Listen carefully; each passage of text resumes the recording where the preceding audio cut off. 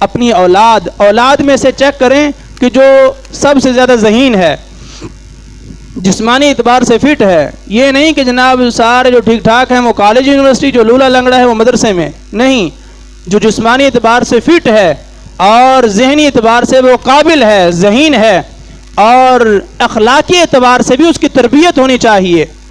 یہ جو لوگ مولویوں کی غلطیاں نکالتے ہیں نا کہ مولوی اس حرکت کر دی ہے، یہ حرکت کر دی ہے، وہ مولوی کا قصور نہیں ہوتا، وہ مولوی کے والدین کا قصور ہوتا ہے کہ اس کے والدین نے اس کی تربیت نہیں کی. مدارس والے نے پڑھا تو دیا ہے، لیکن جو بعد میں کوتاہیاں ہوتی ہیں وہ والدین کی تربیت کا اثر ہوتا ہے.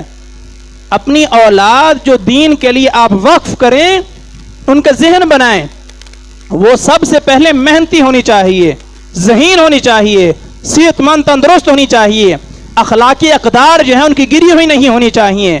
ان کا اٹھنا بیٹھنا اور ان کی تربیت بہترین انداز میں کریں، پھر ان کو دین کے لیے وقف کریں.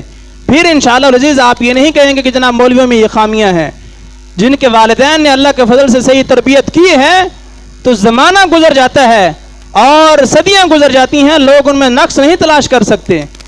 ہیرے کو جتنا تراشیں گے، جتنی محنت کریں گے، اتنا ہی اس کی چمک بڑھے گی، اتنی اس کی چمک بڑھے گی. اس لیے اپنی اولاد کی تربیت کریں، پھر ان کو دین کے لیے وقف کریں. اور ان لوگوں کا بھی دل گلا ختم ہو جائے گا کہ جناب فلاں مولوی صاحب میں یہ نقص ہے، فلاں میں یہ نقص ہے. تو آپ اپنی اولاد کی تربیت کریں، ان سے دین پڑھوائیں، وہ نقص ختم ہو جائے گا. اور پھر یہ سوال بھی ختم ہو جائے گا جناب کیا کریں، پتہ نہیں کون حق پر ہے کون باطل پر ہے، ہمیں تو سمجھ نہیں آتی. آپ خود پڑھیں، آپ کو خود کو معلوم ہو جائے گا کہ حق کیا ہے. اپنی اولاد کو دین پڑھائیں، ان کو خبر ہو جائے گی کہ حق کیا ہے. تو یہ سوال بھی پھر ختم ہو جائے گا.